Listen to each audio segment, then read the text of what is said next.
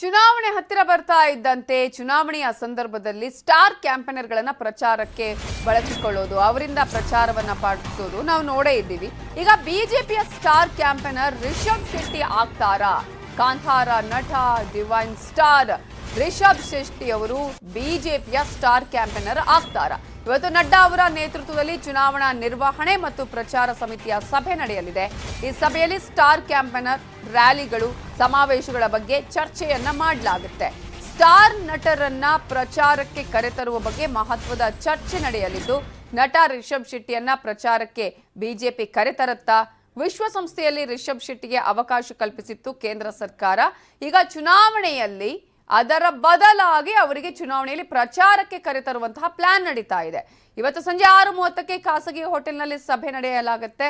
ಚುನಾವಣಾ ನಿರ್ವಹಣೆ ಸಮಿತಿಯ ಸಂಚಾಲಕರು ಹಾಗೂ ಸಿಎಂ ಜೊತೆ ಜೆಪಿ ನಡ್ಡಾ ಅವರು ಮಹತ್ವದ ಸಭೆಯನ್ನ ಮಾಡಲಿದ್ದಾರೆ. ಈ ಸಭೆಯಲ್ಲಿ ಸ್ಟಾರ್ ಕ್ಯಾಂಪೇನರ್ ಯಾರ್ಯಾರನ್ನ ಪ್ರಚಾರಕ್ಕೆ ಕರೆತರಬೇಕು, ಅದರಿಂದ ಯಾವ ರೀತಿಯಾಗಿ ಬಿಜೆಪಿಗೆ ಲಾಭ ಆಗುವಂತಹ ಚಾನ್ಸಸ್ ಇದೆ, ಯಾವ್ಯಾವ ಭಾಗದಲ್ಲಿ ಯಾವ ಸ್ಟಾರ್ ಕ್ಯಾಂಪೇನರ್ ಪ್ರಚಾರ ಮಾಡಬೇಕು, ಅದರ ಜೊತೆಗೆ ರ್ಯಾಲಿ ಆಗಿರ್ಬೋದು, ಸಮಾವೇಶಗಳ ಬಗ್ಗೆನೂ ಇವತ್ತಿನ ಸಭೆಯಲ್ಲಿ ಚರ್ಚೆ ನಡೆಯಲಿದೆ.